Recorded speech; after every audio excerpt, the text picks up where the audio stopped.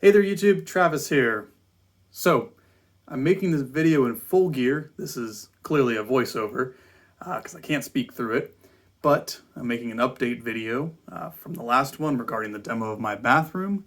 2 layers of wall on the walls are now gone and we are just left with wooden lath. Now on the other end of the bathroom, we removed the drywall that was over the top half of this wall, and we can see the many colors here that it exposed. The bottom half is just a regular old lath and plaster wall, so that should come out pretty easy. And then the top just has this nice wallpaper and some of this wallpaper glue behind it. I'm assuming that's what it is. I hope that's what that is.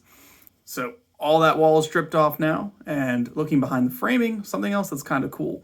Look at this flooring. It actually almost looks like a 1980s like retro design with the pixelation of those flowers, but it's got to be older than 1970 because it's underneath all the framing. And we've just been chipping and chiseling away at all this plaster. This is some tough work right here. But we've got a little bit of 1970 era drywall here. So they clearly back then took out that lath and plaster and put in some of this. Now there's a little bit of wood right here. I'm assuming that at some point there was a wall mounted sink right here instead of a vanity, and it was bolted to that hunk of wood right there. But we're just chiseling, demoing away. So this is all wallboard right here. Kind of interesting that the hole for the light switch is a little bigger than the actual switch itself. But right here, we got some of this wallboard loose, and behind it, this cavity. This is interesting. I'm guessing that this was some sort of medicine cabinet because the back is painted white. We can see through into the wall right there. That's the kitchen on the other side, one of the outlets above the cabinets. But yeah, guessing that this was some sort of medicine cabinet. And then down here, we can see that this was all done away. The plaster and lath was done away and this wallboard was put in. I'm working on getting it out. Kind of interesting. This is some ABS plastic for the vent pipe right here, which would be a little more modern. I'm guessing they put that in from below.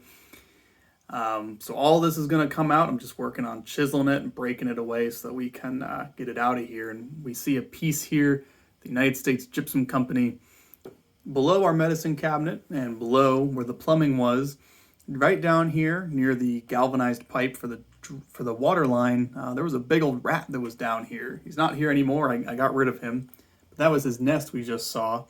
And right here, this looks like some sort of electrical box, but there's a kitchen cabinet on the other side of this. So maybe that's from some really old electrical. We'll have to see when we pull those cabinets someday.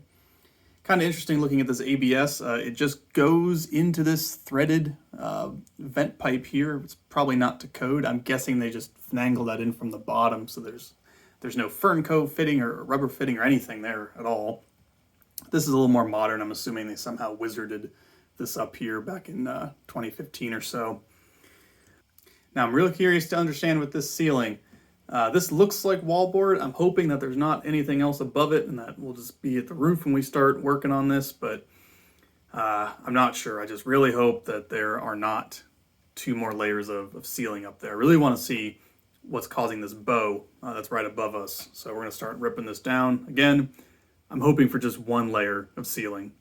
Still picture, I was very disappointed. There is 2 layers of ceiling, which I'm now ripping down. And what's kind of weird here is that all this ceiling, it's not smooth, but there's nothing wrong with it. I'm kind of a little confused as to why they just went over it. But there's a few bad spots, that is a bulge in the plaster. We'll have to investigate. Really curious, the light fixture looks like they moved it. That's clearly the same size footprint. So I'm guessing that when they decided to put in a shower or bath here, they had to move it over a little bit just to get it out of the splash zone. So that was moved a couple inches. And the underside of that board, it's got some almost like weird wet spots that were wet and then dried and got moldy. And I don't know if the roof was leaking at one point. There's a little bit of some noticeable damage on the plaster part of the ceiling, but not a whole heck of a lot. So not totally sure. Maybe when we get the plaster ceiling down, we'll know more, but we're still ripping down this wallboard. Man, this is just a big job. And we see in the corner over here, Another section of some bad spots where I don't know if this just got really wet from a roof leak, decades ago, which was since fixed. I just put a new roof on this house over the summer, had a roof put on.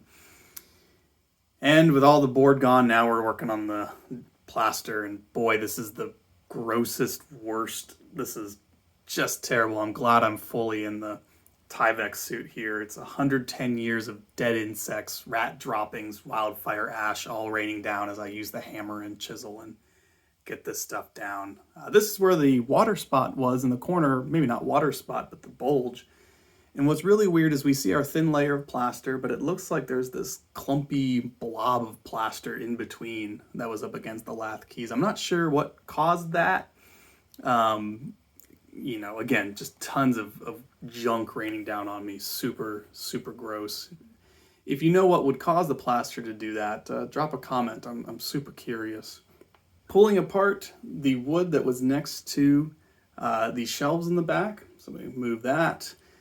And then we bullied that off with the crowbar, and we see some unpainted, untouched bit of plaster wall, which is pretty crazy. That's the first time I've seen this in this house at all, and shows to me that this shelving is probably original if it was put in and then immediately had that wood trim put over it. So that will come down too, but I just thought that was kind of interesting. Okay, so this is a pretty good stopping point for now. Just tons and tons of plaster removal here, but what I've done is I've done some graffiti. I've marked out where I want my new vanity, the toilet, and the new tub to exist. My contractors are coming over tomorrow, and my plumber, so we're gonna talk about how this is all gonna work out. I do need to pull the rest of this lath off, the walls and the ceiling. But anyway, as I was pulling the lath off the wall, I noticed a lot of deposits inside the wall that's on the same side as the kitchen, which was redone at some point, I'm assuming around 1970s, it's got the same wallboard. And down underneath, I found something super interesting from the original wall. This is some original wallpaper, or not original, but prior to 1970, this was probably in the kitchen. I've tried to piece it together the best I can, but we've got a cutting board right there. Got like a tea kettle, some biscuits, a cup, a scale with some fruit on it, some candle holders. There's part of the scale with the fruit on it. Looks like some sort of maybe like a milk thing. Actually, I think down here it says pure new milk. Like a butter churn, a jar of cherries maybe. Super interesting. So at one point, this was the kitchen wallpaper, and I assume they demoed this bathroom and the kitchen at the same time, and some of those scraps just fell down in the wall. I found this really cool wallpaper also. I don't know, this may have been border in the kitchen, perhaps. And then I found this, I think this is just some string, like this thimble thing, this 15 cents, and it's J.P. Coates' best 6 chord. That was hiding out there in the wall too. I'm hoping to find some other treasures, but for now, just that, and lots of chunks of broken plaster. So, all right, there, YouTube. We're gonna keep working on this. Until next time.